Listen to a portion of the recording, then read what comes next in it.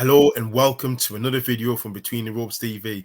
Guys, if you're anything like me, you haven't got a clue what's going on. 1 minute the fight's on, 1 minute the fight's off. Here to make sense of it, I've got Josh and I've got Yaz. Josh, I'm going to come to you because I haven't got a clue. Is this fight going to be happening? What's actually happened? Give us an update. Who knows if the fight's going to be happening, to be fair. It looks positive from what the different parties are saying. You know, Eddie Hearn's. So basically, just what's happened is Conor Benn has failed a Vada test.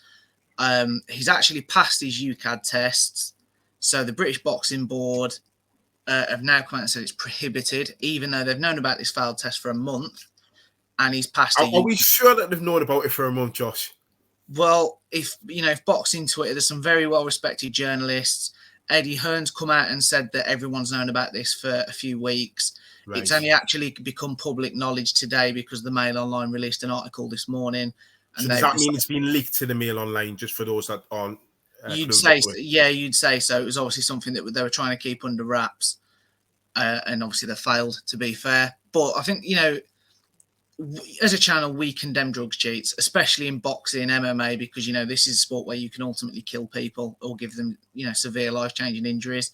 However, I do think it's only fair until we get that B sample result back. Personally, I'm not going to sit here and completely condemn Conor Benn because, we have had this in the past where a B sample comes back clear and then all of a sudden everyone's got to eat a slice of humble pie. So I think, it's very important that I think we stay a bit objective and keep that same energy. The hormone that he's actually tested positive for, I believe it's pronounced clemifene, and it's actually a female testosterone, like a hormone replacement. But yeah, for infertility problems. Yeah, but it's a testosterone replacement for men, and also has been used in the past to cover up anabolic steroid use. So there's all sorts of wild theories online in terms of it being found in various sort of supplements and protein shakes that he would be taking because he's bulking up in weight. I'm not going to add any credit to those, but, guys, Google it. They are out there. It is all a mess, in fairness. And I'm going to just say I feel really sorry for Chris Eubank Jr. Because I know I do, genuinely, because, I've made no secret. I'm Team Ben for this fight. I'm not anti-Eubank. I'm a big fan of Conor Benn, or was. But in fairness to Eubank Jr., as he said himself today, he's never failed a test in his life. He's been tested on holiday and everywhere else. He's done his job. He's boiling himself down in weight to keep his end of the bargain. And he's here to fight. And he also, as he said, he's also here to get paid. So, who knows how this unfolds? There could be a court case to follow. Yes. It begs the question, do you see this fight going ahead on Saturday? Well, at the moment, I feel as though we probably will see it happen because, like Josh clearly pointed out earlier, he hasn't broken any UCAD violations or anything like that. It's the Vada testing. But obviously, where I feel there's so much that's been pumped into this fight. Like you look around, there's billboards of them in various locations of the country, like Liverpool Street Station, for example, etc.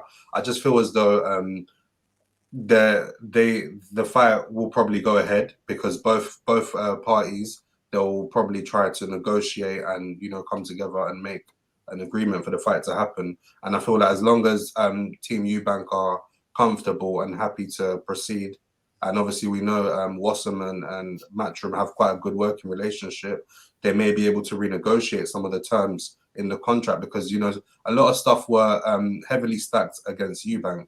The rehydration clause, the coming down in weight, etc. So who knows? What if they were able to negotiate taking some of them things off? They may be able to come to an agreement. Yeah, that's one of the things I was going to ask you about. Is it now that Chris Eubank Jr. gets the upper hand in renegotiations in terms of upping the allowance of his rehydration clause? Because remember, his dad has been, or we're led to believe, a vocal rebel, if you like, towards this particular fight. Then you can't forget both their respective dads have been in fights which have had some serious permanent implications for respective fighters. We all know about that. So if this fight was to go ahead, how would this look for the British Board of Boxing Control, Josh? Because should something happen, they would be the first to carry the blame. And so they should, because if they've been sat on this information for a month, and for me, it's fine if they've passed UCAD test, they can say, well, hang on, they've passed our tests. Vada are a different organisation. Take it up with Vada. And although some people might argue that's passing the book, at the same time, they can only play to their own rule book. So I would understand that sort of position. But to come out now, it's been leaked and say, oh, actually, it's prohibited from our end. That's just wrong for me. You should have done something a month ago. We shouldn't be getting to fight week. I mean, tonight, I was looking forward to sitting down and watching the BBC documentary about the fight. That's now been cancelled. This was, let's be honest, after a couple of weeks of a shit show where we were promised, like, Crawford Spence was close, Fury AJ. Both of those fights have fallen through in the last week, or seem to have. But it was like, right, don't worry, guys.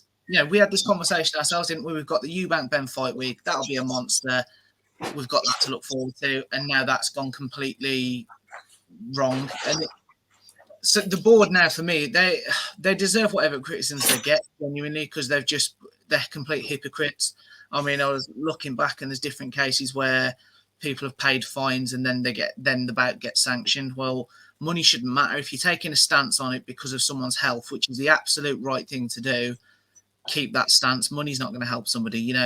Go to Michael Watson and offer him a couple of $100,000. Is that really going to help him in the grand scheme of things? It may help with the cost of care and whatnot, but it's not life-changing for him in the same way that the injuries were. So the board they deserve whatever criticisms they get. And, apparently now the last word was they're going backwards and forwards with the promoters and the lawyers.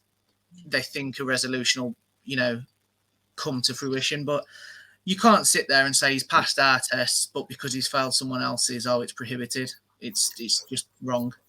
Josh, Yas seems to think the fight will go ahead on Saturday. What are your thoughts, just very quickly? No, I agree with Yas. I think it'll go ahead. Sadly, there's a lot of we've been posting ourselves on our social medias today, and general consensus seems to be that with the amount of money that's involved, it'll go ahead. The sad thing is, somebody actually commented on one of our posts about it, and I thought, wow, it's really bad, but it's also probably true in this sad day and age. The million pay-per-view buys Eddie Hearn was saying he thinks it'll do. After all this drugs test round now, how many people will tune in to actually just potentially, looking, or I don't want to say hoping, that's the wrong word, but looking for controversy, because you know what the world's like nowadays. And I thought, wow, it's quite scary, but also quite true. So I do think the fight will go ahead. Who knows if that's right or wrong? It's probably not for us to say. Yeah, that's true. That's true. What I would say is, in terms of an opinion, it'll completely detract from the quality of the fight, from the quality of the card. Unfortunately, this fight, if it does go ahead, won't be remembered for the boxing itself. It'll be remembered for the controversy. Guys, let us know what you think in the comments. Just drop them in the section below, and we'll see you in the next video. Take care.